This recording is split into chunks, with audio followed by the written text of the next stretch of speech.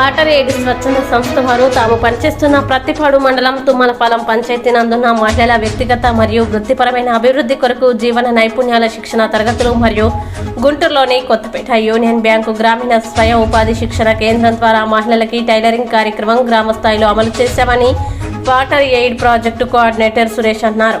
వాతావరణ ప్రతికూల పరిస్థితుల్ని తట్టుకొని గ్రామంలోని ప్రతి ఒక్కరికి స్వచ్ఛమైన త్రాగునీరు, పారిశుద్ధ్యం మరియు పరిశుభ్రత అందుబాటులోకి తీసుకొచ్చేందుకు మహిళలకి జీవన నైపుణ్యాలతో కూడిన శిక్షణని అందించామన్నారు. 30 రోజుల పాటు టైలరింగ్ శిక్షణ పొందిన 30 మంది మహిళలకి మంగళవారం గ్రామీణ స్వయం ఉపాధి శిక్షణ కేంద్రం డైరెక్టర్ జి బ్రహ్మానంద కుమార్ వారికి సర్టిఫికెట్లు గ్రామస్తుల సమక్షంలో అందజేశారు.